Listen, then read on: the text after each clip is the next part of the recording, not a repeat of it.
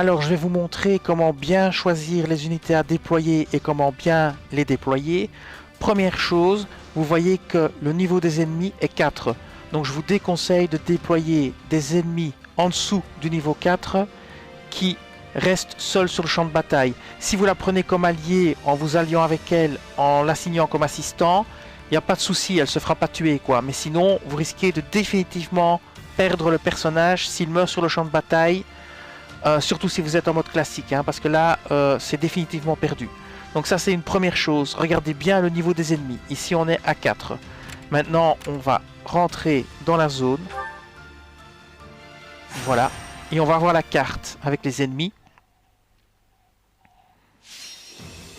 Alors, première chose à savoir, c'est que les unités énergisées, elles gagnent plus de points que les unités non énergisées de points d'expérience.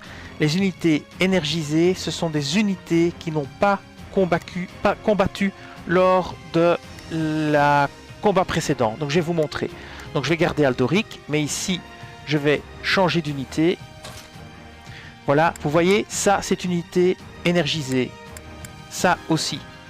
Mais alors, ce qui est important aussi, c'est le moral des troupes. Par exemple, si vous prenez Hubert et que vous faites info unité, vous voyez que son moral est bon. Donc, il va mieux combattre, etc., etc. Si vous prenez, par exemple, Ferdinand, le moral est neutre. Neutre, neutre, neutre. Donc, l'idéal, c'est de prendre une unité énergisée avec un bon moral, ce qui n'est pas toujours évident à trouver.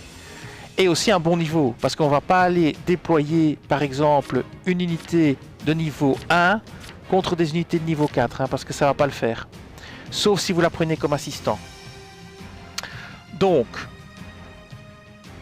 si vous prenez, par exemple, Lindart comme assistant, vous la prenez, et puis vous la faites aller vers vous, et vous la prenez comme assistant.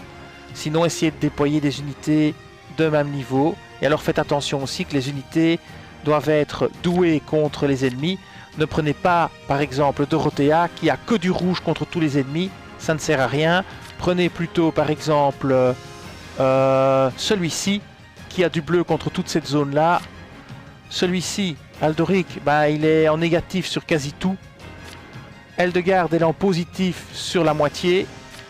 Donc vous voyez, essayez de prendre vraiment des unités qui ont le plus de bleu possible.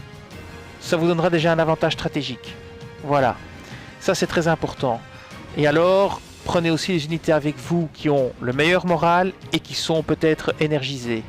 Mais comme je disais, n'allez par exemple pas prendre Lindart ici, parce que c'est pas une bonne idée, sauf si vous la prenez comme assistant. Casper, voilà, ça c'est plutôt bon, mais il est niveau 1. Bernadetta, c'est plutôt bon, elle est niveau 1. Dorothea, vous voyez que c'est plutôt pas bon, parce qu'il y a beaucoup de flèches vers le bas. Rouge, vous ne la prenez pas. Manuela, vous voyez, c'est pas bon non plus. Ici, par exemple, Jeritza, niveau 6, ça c'est très bon, par exemple. Hein. Lui, vraiment, c'est l'idéal. Il a aucun point négatif sur la carte et tout est bleu vers le haut. Donc, c'est vraiment le personnage idéal à prendre dans cette zone. Il n'y a pas de souci. Et c'est vraiment très important de bien faire attention à tout ça. Parce que si vous allez au combat avec des unités qui sont désavantagées, ça va être la misère. Et n'oubliez pas, si vous êtes en mode classique et qu'une unité meurt, elle meurt définitivement.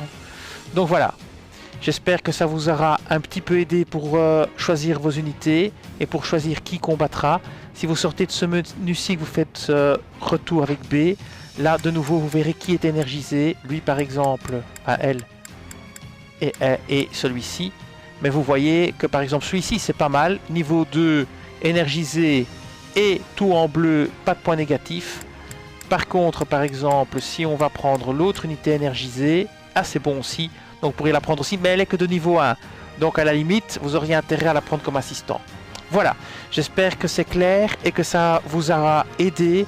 C'était les quelques petites astuces sur comment faire un bon déploiement et comment choisir son personnage à déployer en combat. Je vous dis merci et à bientôt.